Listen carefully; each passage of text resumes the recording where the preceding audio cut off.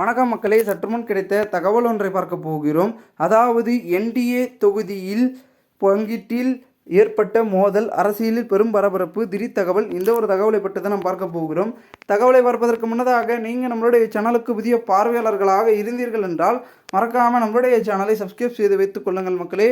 கூட இருக்க பெல்லைக்கனும் ஆளில் கொடுத்து வைங்க. அப்போ தான் அரசியல் சார்ந்த காணொலிகளும் நீங்கள் தினசரி உடனுக்குடன் தொடர்ந்து தெரிந்து கொள்ள முடியும். இப்போ வாங்க வீடியோக்குள்ளே போடலாம். தற்பொழுது பெரும் விதத்தில் இருப்பதன் காரணமாக இங்கு பார்த்திங்கன்னா என்ன நடந்துட்டுருக்கு அப்படின்னு கேட்டிங்கன்னா, கிட்டத்தட்ட பார்த்திங்கன்னா கூட்டணி கட்சிகளுக்கான தொகுதி பங்கீடு என்பது இருந்து கொண்டிருக்கிறது.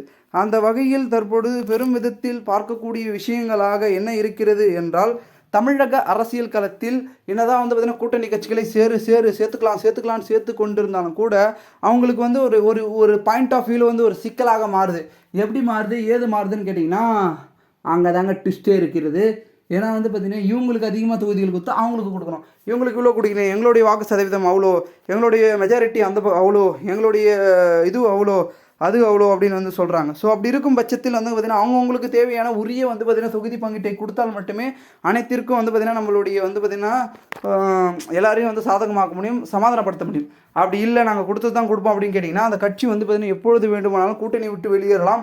அந்த கட்சியுடைய பார்த்திங்கன்னா அரசியல் பணிகளும் பார்த்திங்கன்னா சுணக்கம் ஏற்படலாம். இந்த மாதிரியான சூழலை தான் கட்சி தோல்வி அடைகிறது. இது மாதிரியான விஷயத்தில் தான் பார்த்திங்கன்னா சிக்கலாக மாறுகிறது. ஸோ அதை தடுக்கணும் அப்படின்னு நினச்சிங்கன்னா அவங்க கேட்கக்கூடிய தொகுதிகளுக்கு கொடுத்துடணும். இது பார்த்திங்கன்னா ஒரு யதார்த்தம், ஓகேங்களா? யதார்த்தத்திலும் யதார்த்தம். இதை பார்த்திங்கன்னா இப்போ இருக்கக்கூடிய திராவிட கட்சிகள் தான் கூட்டணிகளை தொடர்ந்து அமைத்து கொண்டிருக்கிறது, ஓகேங்களா? தற்பொழுது வேணால் புதுச்சேரியில் தாவேக கூட்டணி வச்சிருந்தாலும் கூட தமிழகத்தில் வைக்கல. ஸோ அப்படி இருக்கும் பட்சத்தில் இந்த இரண்டு திராவிட கட்சிகள் பெரும் விதத்தில் பார்த்திங்கன்னா கூட்டணி வச்சுருக்காங்க, ஓகேங்களா? திமுக கூட்டணியில் கூட புகைச்சல் இருக்கிறது தொகுதி பங்கீட்டில். அதே நிலைமை தான் நம்மளுடைய அதிமுகவுக்கும்.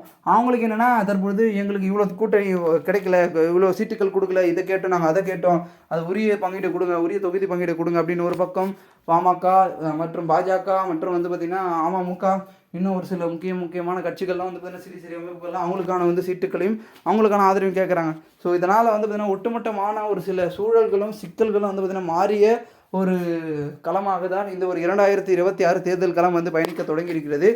பார்க்கலாம் என்ன மாதிரியான கள நிலவரங்களும் சூழல்களும் அமைந்து கொண்டிருக்கிறது அப்படின்றத. மேலும் இந்த ஒரு தகவல் பெருமிதத்தில் பார்க்கப்படுகிறது.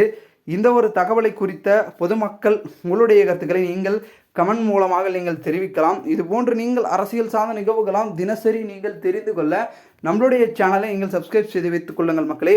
நாம் அடுத்தடுத்த வீடியோவில் சந்திக்கலாம். அதுவரை உங்களிடமிருந்து விடைபெறுகிறேன். நன்றி, வணக்கம் மக்களே. தொடர்ந்து நம்மளுடைய சேனலோடு இணைந்து கொண்டிருங்கள். அரசியல் சார்ந்த காணொலிகளாம் நீங்கள் உடனுக்குடன் தொடர்ந்து தெரிந்து கொள்ளலாம், ஓகேங்களா? நன்றி, வணக்கம் மக்களே.